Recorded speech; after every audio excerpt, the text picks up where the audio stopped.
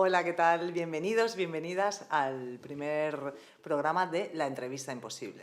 En breve comenzamos y, sobre todo, muchísimas gracias por estar ahí. ¿Qué tal, Jordi? ¿Cómo vamos? Pues muy bien, aquí esperando a que nuestro personaje, ya que está a punto de salir por la puerta del pasado. Y bien, vamos a ver qué nos cuenta. Yo creo que Muy bien. creo que será interesante. Pues vamos a ello.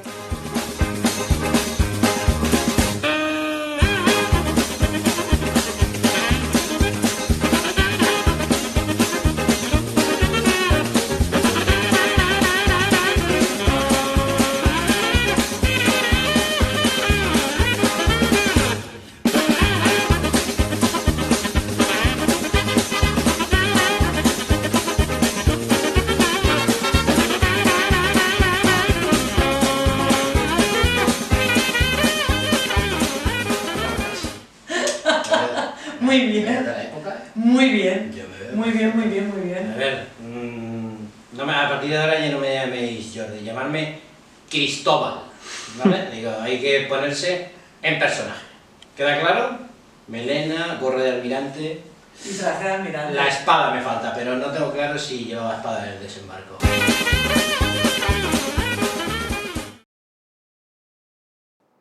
Muy buenas, Cristóbal. Ante todo, agradecerte que estés aquí con nosotros. Estoy encantadísima, ya que eres una figura muy importante, históricamente hablando, y lo que pretendemos es saber más cosas sobre ti, sobre tu persona, sobre tu nacionalidad, sobre tu vida, cosas que no se hayan contado, cosas que no sepamos todos, como que descubriste América hace muchísimos años. ¿Qué tal? Pues hola Aranza, ¿qué tal? Encantado de estar aquí. Es un placer que me hayáis sacado de ultratumba para venir entre vosotros, entre los vivos. Y ya puesto, pues os diré que sí que es verdad que me hacía falta un poco quitarme las telarañas, porque llevo ya muchos años en el cielo de los almirantes o de los marineros. Y si puede servir que me hayáis desempolvado para que os cuente un poquito la verdad sobre toda la historia que hace 500 años de todo esto, pues intentaré sacaros de dudas. Muy bien, A pues ver si si te lo hago parece... lo mejor posible. Si te parece, empezamos ya con las preguntas. ¿Ok? Durante todo este tiempo lo que ha suscitado mucho misterio es el tema de tu nacionalidad, o sea, el tema de dónde realmente naciste. ¿Esto me lo podrías contestar ahora mismo con total sinceridad? Por supuesto que sí, para eso estamos. Bueno, lo primero que creo que hay que hacer es ponerse un poco en el contexto del siglo en que uno nació, ¿no? Por lo tanto, quizá tengáis que poneros las gafas del pasado para poder un poquito entender mejor todo lo que os voy a explicar, ¿no? Yo nací en una familia judía de Barcelona, ¿vale? Judía, tal como lo escucháis, bastante bien acomodada en lo que ahora vosotros llamáis el casco antiguo de Barcelona. Por ahí estábamos todos un poquito repartidos.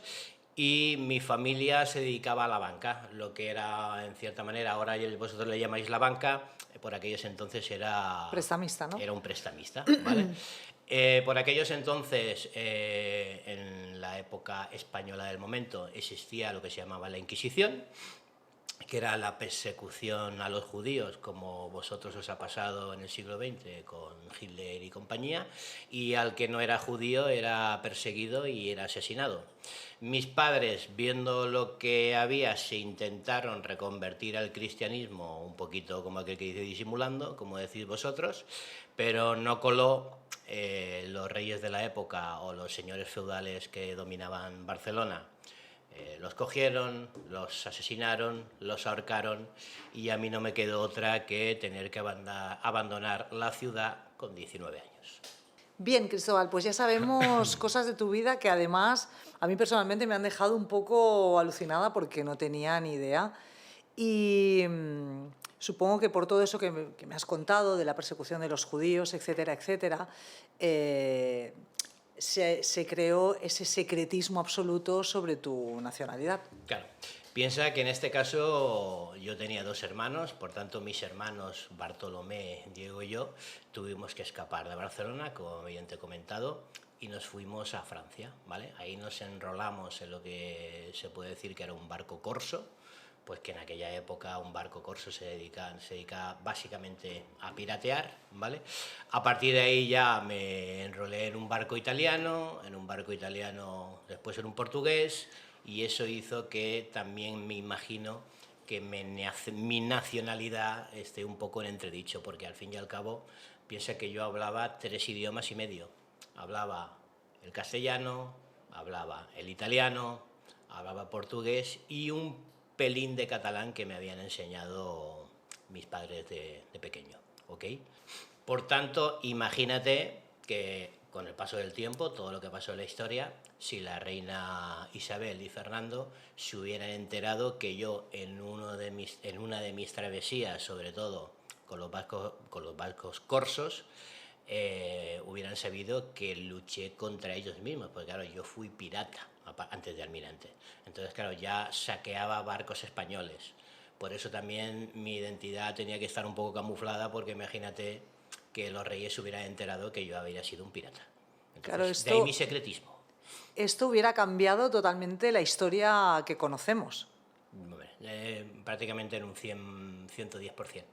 Claro, porque estamos hablando que luego fue la fundación de países hispanohablantes. Ni más ni menos. Muy bien, entonces doy por hecho que eres catalán. Es que esto me cuesta, ¿eh? Sí. Entonces, para ser exacto, del centro puro y duro de Barcelona. Entonces, ¿por qué la mayoría de historiadores te sitúan en Génova? Bueno, yo me imagino que también con el paso de los años he ido reflexionando sobre este tema, y también me imagino que es mucho debido también a las urgencias históricas de los países, ¿no? Tú imagínate, por ejemplo, en los años 1820, 1870, cuando los emigrantes italianos fueron a Estados Unidos, Brasil, etc., a buscarse la vida. Piensa que los recibían cuando bajaban de los barcos con pedradas, con malas caras, los insultaban, les tiraban de todo. Entonces, para un italiano, decir que en la tierra donde estaban desembarcando su patriota principal, que era yo, los había descubierto, pues era un poco como una defensa para que no los trataran tan mal. Yo lo sitúo un poco en ese contexto, la verdad. Con el paso de los años he llegado a esa conclusión. Interesante reflexión, pero con esto que me acabas de explicar, ¿quieres decir que tú les perdonas y les comulgas, aunque estaban difamando tu nombre y estaban contando una realidad que no era la correcta? Bueno, a ver, yo creo que cada sociedad en su tiempo tiene que defenderse un poco de los ataques que recibe, ¿no? Entonces yo entiendo que su situación era bastante dura, y de alguna manera pues tenían que poner mi nombre de como fuera, porque es que realmente aquellas épocas fueron muy maltratados, ¿no? A todo el mundo que emigró. Es como, por ejemplo, para que situaros un poquito más en vuestro siglo, aunque me tenga que remontar al 20, es como si, por ejemplo, un judío de la Alemania nazi pues se hubiera hecho pasar por ario por el mero hecho de que no lo metieran en un campo de concentración y toda la persecución que tuvo el pueblo judío en la época nazi, ¿no? Entonces, pues yo no se lo tengo en cuenta, la verdad sea dicha. Hombre, os perdono, quedéis perdonados en nombre de Padre y Espíritu Santo, amén. A ver, en eso yo estoy totalmente de acuerdo. Cuando un pueblo es oprimido, para mí cualquier cosa vale para, como vulgarmente se dice, para salvar el culo, si se puede decir, sí. Sino pues para salvar el pellejo, ¿no? Haces lo que sea, pues de hecho por sobrevivir. Era otra época y supongo que lo de la supervivencia no es como ahora. Nosotros esto no lo podemos entender igual porque en tu época era muy diferente. Veo que vosotros estáis totalmente llenos de comodidades, por lo que estoy viendo, y entonces se sufría, se pasaba hambre, bueno, frío, hasta el mero hecho de que tengas que irte de tu país, es que está claro que lo estaban pasando muy mal. Muy bien, pues la entrevista ha empezado muy, muy, muy interesante. Se me ve interesante para haber estado 500 años en el cielo de los almirantes. Digo, porque claro, ahora me veo un poquito descolocado aquí delante de las cámaras. Pues yo te veo muy despierto, ¿eh? Mira lo que te digo, sí. Y yo creo que eso... Cuando era joven tenía como el pelo un poco más corto, ahora como me ha crecido un poco, pero es que en el cielo no tenemos tijeras. Ah, claro. Entonces, pues bueno, lo siento por mi imagen, pero yo siempre he tenido el aspecto un poquito más cuidado, ¿eh? Pero no hay tijeras. le pido a San Pedro y tal, y no, No. saben de dónde sacarlas. Pues digo que mi melena en realidad era un poquito más corta de Yo lo te veo habitual. bien, te veo bien. ¿Me ves bien? Sí, yo sí. Yo te agradezco tu Estupendo, punto de vista. estupendo. Ahora vamos a hacerte una pregunta, bueno, una pregunta seria. Con la mano en el corazón, Cristóbal, Dímelo. ¿cuál crees que fue realmente el éxito brutal de tu travesía? Bueno, a ver, si me pongo a reflexionar, lo tendría que desglosar en varias partes. Perdona que te interrumpa. Estás en tu casa, puedes hacerlo, no hay prisa, así que Vale, sí, adelante. te digo, me tengo que tirar un poquito hacia atrás en el pasado, como es normal, pero te lo explico.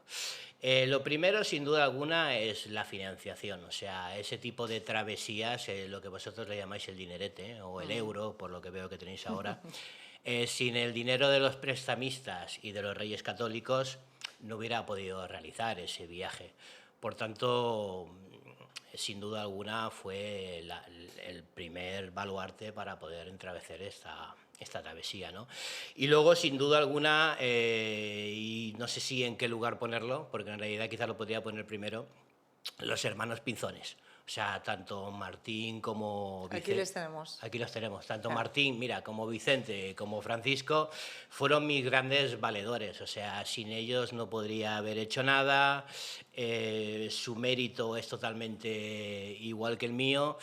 Y en realidad, luego te explicaré por qué uno de ellos hizo realmente que cambiara el rumbo de la historia. Ahí nos dejas con la curiosidad, ¿eh?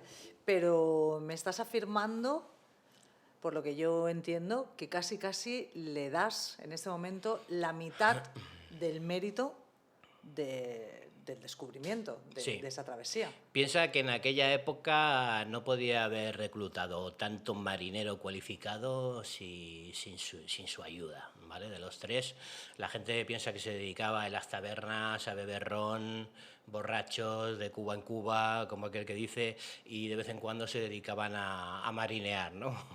A hacer travesías o a hacer cualquier cosa que les diera un poquito de dinero, ¿no?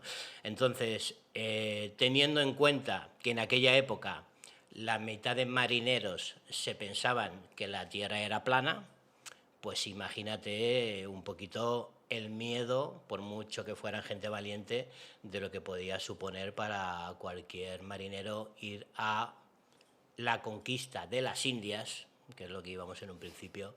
Imagínate con qué incertidumbre iban, y iban un poquito quizá a la muerte, ¿no? Pensando que llega un momento que iban a pensar que la nave se iba a caer porque Se volcaría la Tierra, así, ¿no? como bien veo que tenéis en aquí los la imagen, en los confines de la Tierra. pues esta imagen, por lo que veo, que por cierto felicito al productor por la imagen, es realmente lo que pensábamos en la época. Nos pensábamos que Y aún así se el enrolaban, barco... se enrolaban con Bueno, vosotros. se enrolaban, lo primero porque en aquella época, cuando se acababa el dinero, no te quedaba otra que enrolarte o hacer algo para seguir sobreviviendo. Sí que es verdad que le dábamos un dinero por adelantado, pero es que si no, la gente tampoco tenía dónde vivir. A la que se gastaban el dinero en su familia, en sus bebidas o lo que fuera, ya no tenían que sobrevivir. Necesitaban hacer trayectorias, travesías para poder seguir subsistiendo. Y exactamente, Cristóbal, ¿qué tipo de personas reclutabais? Porque sobre esto se ha escrito mucho. Yo tengo entendido pues, que eran personas, pues eso, exconvictos, que huían de la ley, ladrones, asesinos. Ha habido mucha polémica eso. Bueno. Pero yo tengo una pregunta personal. ¿Sabían o sea, sabían ser marineros? ¿Sabían estar en una nave? ¿Sabían...? Sí, a ver, es una buena pregunta, porque eso creo que no lo ha preguntado nadie, o los historiadores no lo han dejado claro. Está claro que había todo tipo de bandidos, bandoleros, gente de mal vivir, gente de mal beber, pero en este caso en concreto, los hermanos Pinzones no reclutaron a nadie que no llevara ya más de 10 travesías a sus espaldas. Correcto. Por tanto, sí que eran gente, también has de tener en cuenta que en aquellos entonces se vivía así, ¿vale? Pero sí que era gente que sabía lo que hacía, que sabía lo que era un barlovento y que sabía lo que era un timón y que sabía lo que era un cambio de velas en travesías largas. Por tanto, no reclutamos a nadie que no se supiera lo que hacía, pero nadie se atrevía a hacer un viaje tan largo, teniendo en cuenta que, lo que te decía antes, posibilidad de caerse al fondo del mar, Al abismo. y buscar las Indias, que en un principio cartógrafamente hablando, nadie sabía dónde estaban. Íbamos a la aventura. Claro, una aventura total. Entonces, Si lo pues, piensas ahora con las gafas del presente, como tú dices, Sí. era una aventura increíble, era un locurón. Y tengo otra pregunta para ti, perdona que te interrumpa. Me así. puedes preguntar lo que quieras, Aranza, que estoy aquí, tengo todo el tiempo del mundo. Después de 500 años, como tú comprenderás, bueno, bien. Con la descripción que has hecho de la tripulación, ahora entiendo muchísimo mejor el hecho de que era necesario y básico mantener un orden.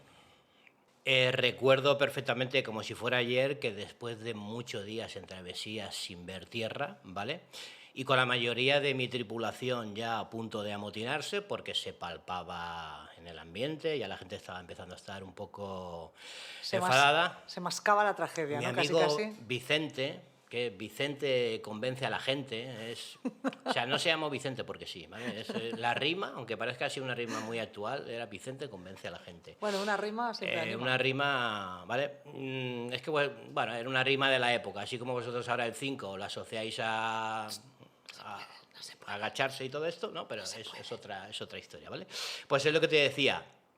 Vicente Pinzón, ¿vale? Que era, digamos, de los tres un poquito el que tenía más voz y voto, se reúne conmigo para hacerme entender que había que hacer un cambio, como que se decía en su día, un cambio de latitud, ¿vale? Que para que os pongáis ahora en el contexto, un cambio de latitud, para que no lo entienda, significa un cambio de rumbo. Entonces, imagínate en la época, yo que era el almirante, lo que significaba pues hacer un cambio de latitud cuando llevábamos tantos días, ¿no?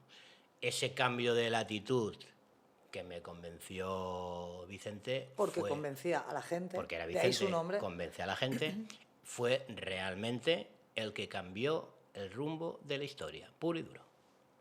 Impresionante, de verdad, me has dejado, o sea, es que lo que estoy pensando es que la casualidad realmente en este caso fue relevante para cambiar la historia de España y de América y de toda la historia, ¿no? De ese momento, ¿me equivoco? Sin duda alguna. Piensa que para que te sitúes geográficamente, si no hubiéramos cambiado de latitud, en vez de haber llegado al Caribe hispano, que es lo que llegamos, es posible que una vez ahora pensando en la trayectoria hubiéramos desembarcado en Florida, que lo que si te fijas físicamente en el mapa, ahora que vosotros tenéis mucho acceso por lo que veo a Google y tal, Florida es lo que queda más enfrente de las Canarias, que es de donde realmente partimos con todas las provisiones. Sin ese cambio de rumbo de Vicente, convence a la gente, no hubiéramos podido llegar sin duda alguna a lo que hoy es la República Dominicana. Por tanto, la historia no sería la misma, por supuesto. Eso no cabe ninguna duda.